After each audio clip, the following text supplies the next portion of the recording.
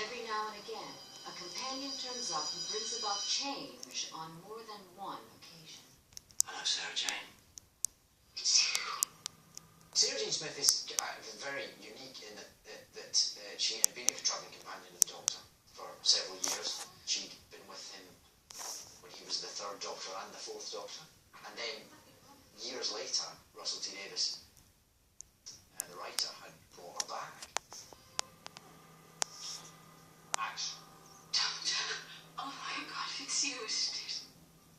There's always been an effort to sort of break the mould of Doctor Who companions, just being people who sort of, just being pretty girls who stand there in tight costumes going, ah, help, Doctor, tell me, A, explain what's going on, and B, scream. And I think there was, you know, in giving Sarah Jane Smith a professional life, there was an effort to sort of move away from that. Action. What are you doing here? Wow. UFO sighting, school gets record results, I couldn't resist. What about you? She had, you know, her own investigative abilities and her own mind and her own strengths. Can't believe it's you. Okay. No, I can.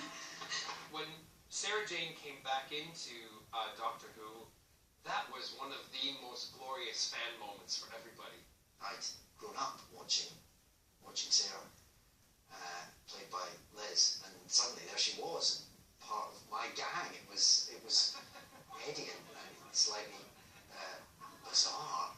You grew up with this woman, and you know Elizabeth Sladen, who played Sarah Jane. Sarah Jane was boisterous. She was gutsy. She stood up to the Doctor. She was vulnerable.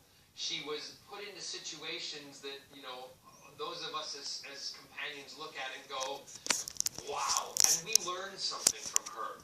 To have a little bit of Sarah Jane in your companion is to be a good companion. Sorry, it's only me. You told me to investigate, so I thought I'd look through some of these cupboards and all these fell out on me. Mickey meets Sarah Jane, and it was good for him. Mickey really came into his own and really, you know, became a true Doctor Who companion who was not again there for the reason of chasing the girl, which is what he was originally there for. He was there for the greater good. Mickey comes back as a very different, very heroic figure, someone who seems to have found who he is and what he needs to be. Keep back, we don't know what's in there. I know what's in there, and I'm ready for him. I got just the thing. This thing is going to blast them to hell. Samuel, what are you doing? My name's Mickey. Mickey Smith. Defending the Earth. That's not Simon, man.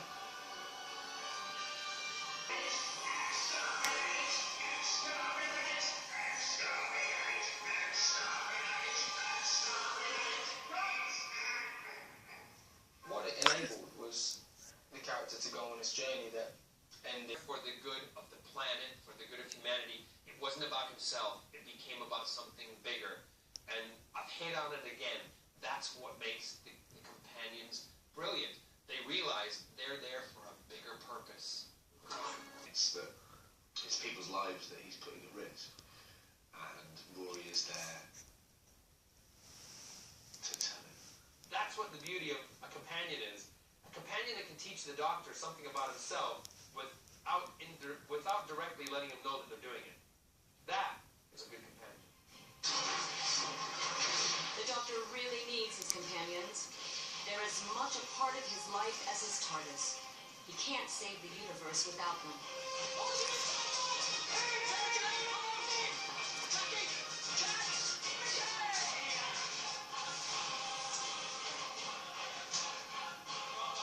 An account of the fact that the TARDIS has this multi-sided console, and there we have, for the first time we see it being flown properly, but all the companions at once. It's a great celebratory moment of the Russell era, where we saw all the companions flying the TARDIS with the Doctor, with two Doctors in fact.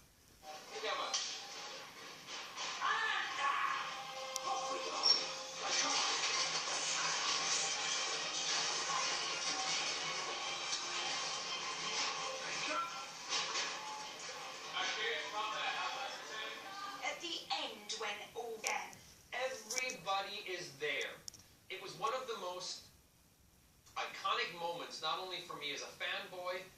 also as Captain Jack, because you realize that you were part of that team that would never, ever be there ever again.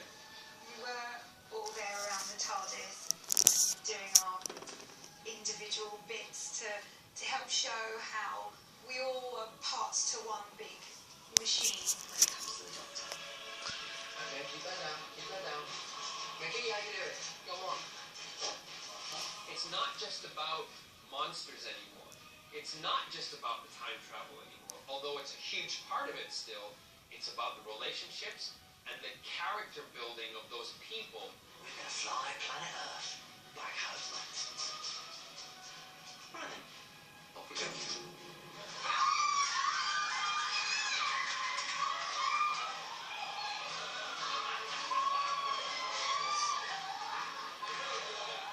Always going to come across new people to travel with, learn new things from them, new things about them.